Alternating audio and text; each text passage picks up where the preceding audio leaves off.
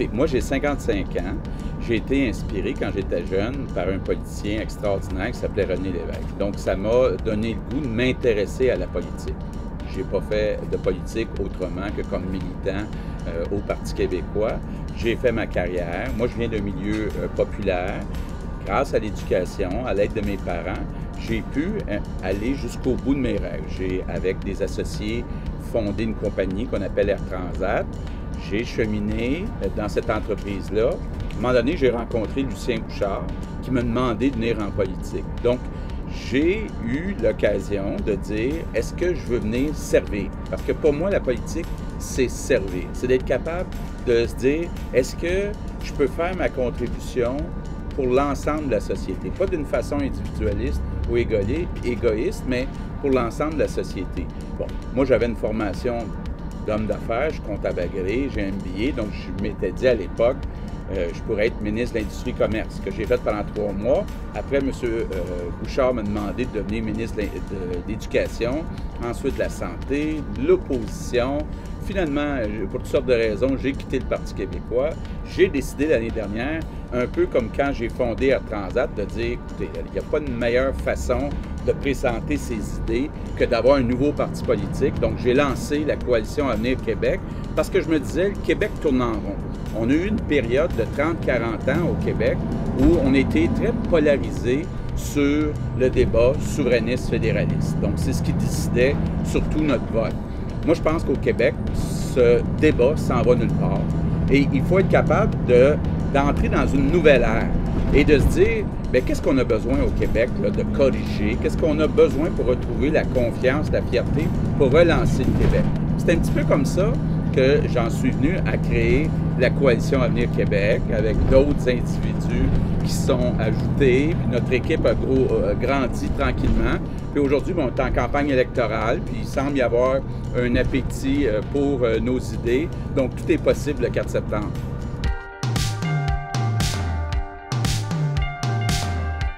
Mais je pense d'abord que c'est très important d'avoir une équipe diversifiée. J'ai des jeunes, j'ai des enseignants, j'ai 12 enseignants, incluant Mario Asselin, Chantal Lompré, des gens qui viennent du milieu de l'éducation. J'ai des médecins, j'ai Dr Barrette, Dr Dano, donc un médecin spécialiste, un médecin de famille. J'ai quelques ingénieurs, incluant la présidente de l'Ordre des ingénieurs, qui a à peu près 40 ans. Donc, des gens de tous les âges, de toutes les provenances. Et je pense que ça, c'est important pour être capable d'inspirer. Parce que moi, je n'ai pas la prétention d'être seul, capable d'inspirer tout le monde. Ça prend une équipe, puis que les gens voient, il y a une équipe qui est prête à prendre en main le ministère des Finances, de l'Éducation, de la Santé, des Transports. On a besoin d'une équipe diversifiée. Ça, c'est la première chose. L'autre chose, c'est d'être capable d'avoir un programme, d'avoir des propositions, d'avoir aussi, toujours difficile, ramasser de l'argent. C'est un des grands défis qu'on a au Québec. Comment faire pour avoir un autobus, des pancartes, de la publicité pour faire connaître nos idées. C'est un vrai défi aussi, la partie financement. Donc, c'est un petit peu ça qu'on doit rassembler comme équipe pour être capable d'aspirer à aller changer les choses.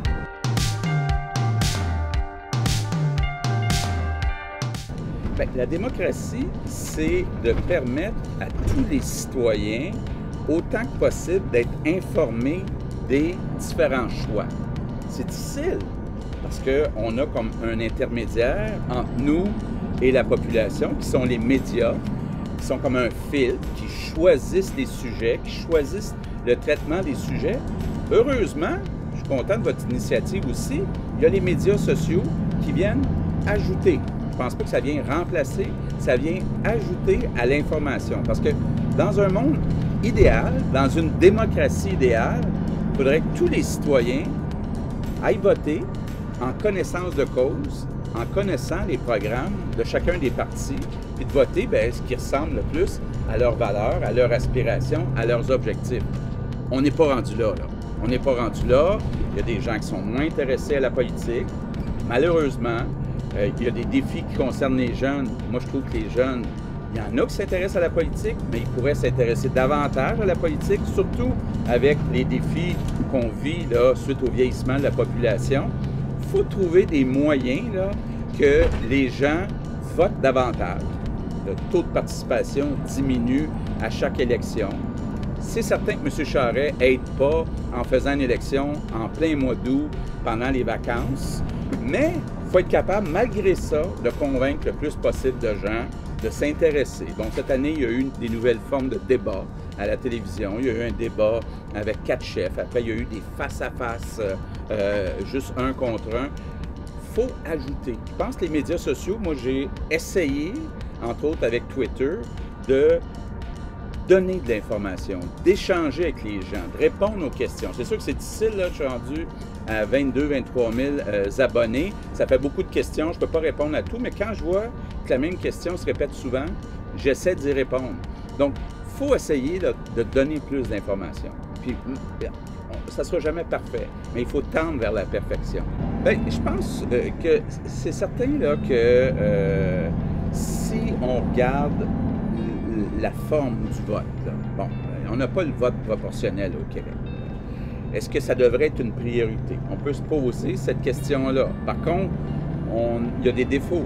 Il n'y a rien de parfait là non plus. Si on a tout le temps des gouvernements minoritaires, est-ce qu'on va réussir à faire des changements ou ça va toujours être l'immobilisme qu'on vit? Il faut tendre. Je pense que le système britannique est quand même un système qui est représentatif, qui fonctionne assez bien malgré ses défauts.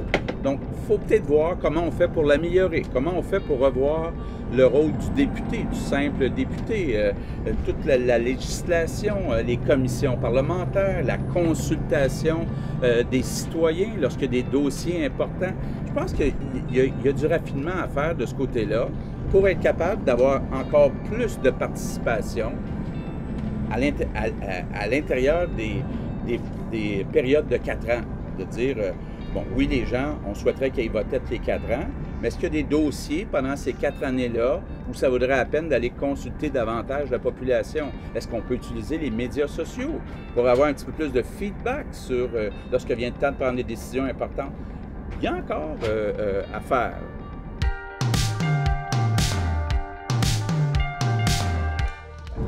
Il y a 2 choses. Oui, il faut former des citoyens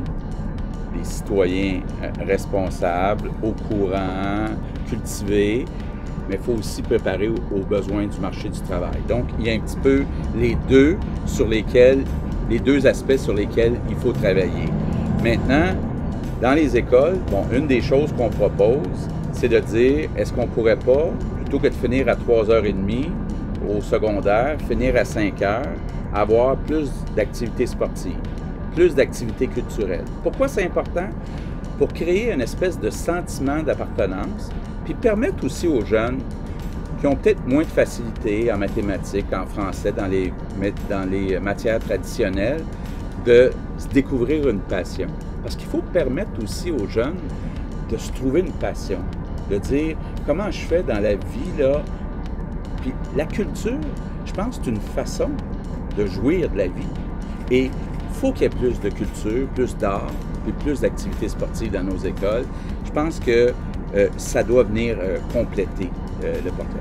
Il faut être capable aussi de faire quelque chose pour réduire les taux de décrochage. Ça n'a pas de bon sens, surtout chez les garçons. On parle de 25 % de décrochage. Ça tue les rêves. Dans une société du savoir, si on veut être capable d'aller au bout de ses rêves, on ne peut pas arrêter en secondaire 3, en secondaire 4. Il faut être capable de finir son secondaire, idéalement formation professionnelle, formation technique, formation universitaire. Mais il faut trouver une façon, entre autres, d'appuyer les jeunes qui ont des difficultés. On dit aujourd'hui que c'est passé même de 15 à 20 % les jeunes qui ont des difficultés d'apprentissage. Il faut qu'il y ait plus de ressources. Il faut que ça devienne vraiment une priorité. Il faut que, si on veut les meilleures écoles, avoir les meilleurs enseignants, que ça soit attirant, le métier d'enseignant, la profession d'enseignant. Il faut mieux payer nos enseignants dans notre société si on veut vraiment valoriser l'éducation. Donc, on revient aux valeurs. Il faut que les parents aussi, on ne peut pas laisser les enseignants seuls avec ce défi-là de faire réussir plus d'enfants. Il faut aussi que les parents valorisent l'éducation. Il faut que les jeunes valorisent l'éducation, l'effort, le dépassement de soi. Donc, c'est un débat de société qu'on doit avoir autour de l'éducation. Il y a des peuples, prenez la Finlande, où il y a moins d'1 % de décrochage. Au Québec, si on prend la dizaine d'écoles juives, moins de 1 % de décrochage.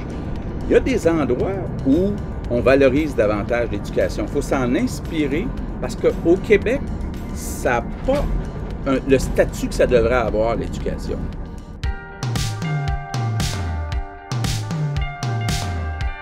Je vais partir de l'éducation. Vous voyez, quand on fait des choix budgétaires, on fait des choix de société.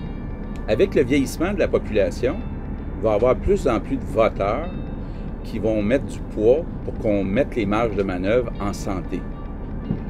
Plus on en met en santé, moins il en reste en éducation. Donc, il y a des choix, il y a des arbitrages à faire. Si on veut que le poids de l'éducation soit important, il faut que les jeunes aillent voter, puis le disent que c'est important. Ensuite, on a une dette. Il faut être capable d'envoyer un message que les baby boomers, dont je suis, ne peuvent pas se sauver avec la caisse, là. Pendant qu'ils sont encore dans la population active, il faut qu'ils fassent leur contribution. Donc, il y a des défis importants qu'on a à relever au cours des prochaines années. C'est important que les jeunes s'impliquent en politique. Sinon, ils vont se faire avoir. Sinon, on va se retrouver avec une population vieillissante qui va coûter plus cher en santé, une dette qui est la dette la plus importante de toutes les provinces au Canada. Il faut s'impliquer. Il faut s'impliquer pour être capable de préparer l'avenir, parce que l'avenir, c'est d'abord pour les jeunes. Donc, la politique, là, c'est trop facile de se dire on est cynique, les politiciens sont tous pareils, ça ne vaut même pas la peine de s'impliquer. Vous n'avez pas le choix. Les jeunes n'ont pas le choix. Ils doivent s'impliquer, sinon, il y en a d'autres qui vont décider de leur avenir à leur place. Donc, moi, j'invite tous les jeunes à s'intéresser à la politique, à lire les programmes des différents partis, à aller voter le 4 septembre.